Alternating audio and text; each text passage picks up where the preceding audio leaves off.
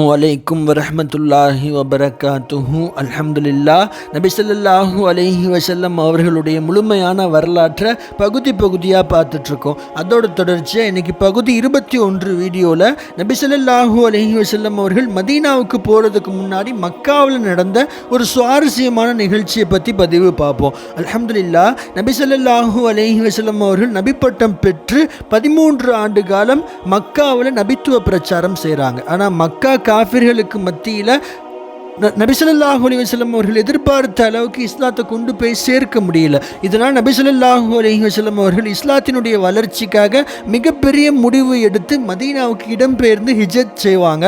ஆனால் இப்படி மதீனாவுக்கு ஹிஜ்ரத் செய்கிறதுக்கு முன்னாடி மக்காவில் ஒரு முடிவு எடுப்பாங்க, சிறந்த செயல் ஒன்று செய்வாங்க. என்ன அப்படின்னா, நபி ஸல்லல்லாஹு அலைஹி வஸல்லம் அவர்கள் மதீனாவுக்கு போகிறதுக்கு முன்னாடி முஸாப் இப்னு உமைர் ரலியல்லாஹுங்கிற பிரபல்யமான ஒரு சஹாபி, நல்லா குர்ஆனை ஓத தெரிஞ்ச மார்க்க ஞானம் மிக்க ஒரு சஹாபியை தேர்ந்தெடுத்து அவங்கள மதீனாவுக்கு அனுப்பி வைப்பாங்க. முஸாப் இப்னு உமைர் ரலியல்லாஹு மதீனாவுக்கு போய் என்ன பண்ணுவாங்க, மதீனா வாசிகளுக்கு குர்ஆன் ஓதி காட்டுறாங்க, மதீனா வாசிகளுக்கு இஸ்லாத்தை பிரச்சாரம் பண்ணுறாங்க, இஸ்லாத்தை போதிக்கிறாங்க, அவங்களுக்கு இஸ்லாம் சம்பந்தமான கேள்விகளுக்கு பதில் கொடுக்க ஆரம்பிக்கிறாங்க. இதனால நபி ஸல்லல்லாஹு அலைஹி வஸல்லம் அவர்கள் மதீனாவுக்கு வர்றதுக்கு முன்னாடியே அங்கே மார்க்க கல்வி போயிடுது, இஸ்லாம் போயிடுது. இதன் மூலமா என்ன ஆகுது அப்படின்னா, முஸாப் ரலியல்லாஹுடைய கைப்பற்றி எத்தனையோ பேர் கூட்டமாக நபி ஸல்லல்லாஹு அலைஹி வஸல்லம் அவர்கள் மதீனாவுக்கு வர்றதுக்கு முன்னாடியே இஸ்லாத்தை தழுவி முஸ்லிம்கள் ஆயிடுறாங்க.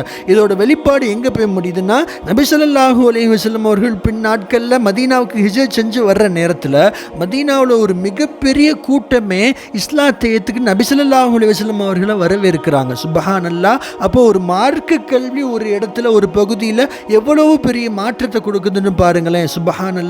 அங்கே வரக்கூடிய நாட்களில் நபி ஸல்லல்லாஹு அலைஹி வஸல்லம் அவர்களுடைய முழுமையான வரலாற்றை தெரிந்து கொண்டு நபிகளாரை பின்பற்றி வாழும் நல்லடியார்களாக வல்ல அல்லாஹ் உங்களையும் என்னையும் ஆக்கி அருள் புரிவானாக. அஸ்ஸலாமு அலைக்கும் வரஹ்மத்துல்லாஹி வபரகாத்துஹு.